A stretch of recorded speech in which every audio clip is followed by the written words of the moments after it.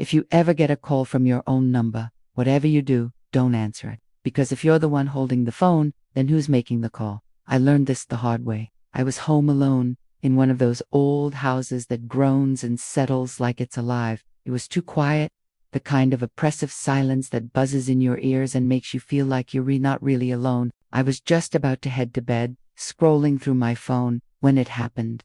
Around midnight, the screen lit up, vibrating against my palm. I frowned when I saw the caller ID. It was my own name, my own number. My first thought was that it had to be a glitch, some weird network error.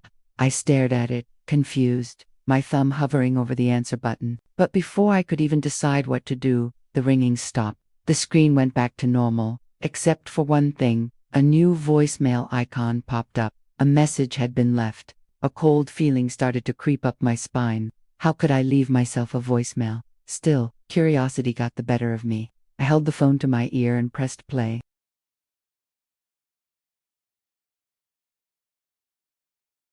It was thin, shaky, and filled with a terror I'd never felt before. It said just 3 words. I let out a nervous laugh, the sound hollow in the silent room. Don't go upstairs. That was ridiculous. I lived upstairs. My bedroom, my clothes, my entire life was up there. It had to be a prank. Maybe one of my friends had spoofed my number. It was a stupid, elaborate joke, and I was falling for it. I was about to text my group chat and call them out when I heard it. A slow, drawn-out creak from directly above me. From the ceiling. I froze, listening. Was it just the house settling? It had to be. Old houses make noises. But then, another sound followed. Slow, heavy footsteps dragging across the floorboards of my bedroom. My heart hammered against my ribs. I wasn't alone. Someone was in my house. My phone rang again, shattering the silence. I glanced down, my hand trembling. It was my number. Again. I held the phone to my ear, my breath caught in my throat. For a moment, there was just static. Then, a voice spoke first. My voice. But it wasn't the terrified whisper from the voicemail. This one was flat, cold, and emotionless. It said, "It heard you." I froze completely, a statue of pure fear.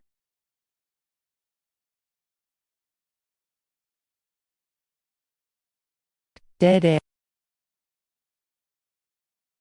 The moment the line disconnected, the footsteps above me started moving again. But this time, they weren't slow and dragging. They were deliberate, pacing back and forth, from one end of my bedroom to the other, like a caged animal or something waiting. My phone buzzed in my hand, but it wasn't a call. It was a text message from myself.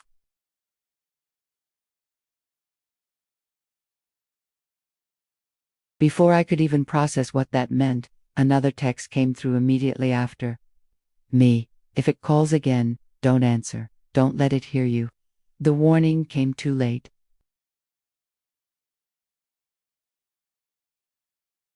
I looked at the screen, and a wave of ice-cold dread washed over me. This time, the caller ID wasn't my name. It was just one word, in all caps, upstairs. As if on cue, the footsteps stopped. Dead silence from above. They stopped right over my head.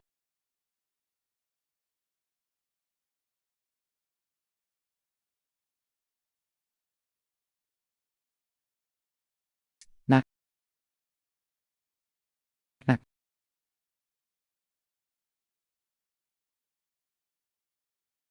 There was a direct response. They knew exactly where I was.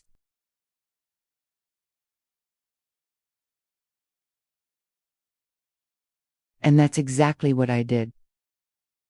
I didn't grab my keys, my wallet, or my shoes. I just bolted. I threw the door open and ran out into the cold night. When the police finally arrived, they found me on a neighbor's lawn, barefoot, hysterical, shaking uncontrollably. They listened to my story, a mix of pity and skepticism on their faces. They went inside to search the house, from the basement to the attic. Of course, they found nothing. No signs of a break-in. No one upstairs. The house was empty, chalking it up to a prank or an overactive imagination until one of the officers checked my phone. He frowned, scrolling through my call history. He showed it to his partner, then to me. The screen was filled with dozens of outgoing calls, all made from my number, all made from inside the house, all made while I was supposedly asleep upstairs. They had no explanation. And neither did I. I never went back to that house. I couldn't. Sometimes late at night, I still think about it. Who or what was upstairs, and what did it want? The police closed the case, but for me, it's never over. I know it's still out there, and I know that it lured my voice. Now, every time my phone rings from an unknown number, my heart stops, because I have to wonder, is it calling again? So let me say it one more time.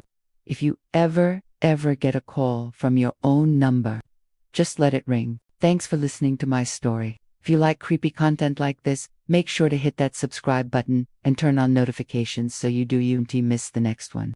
Stay safe out there.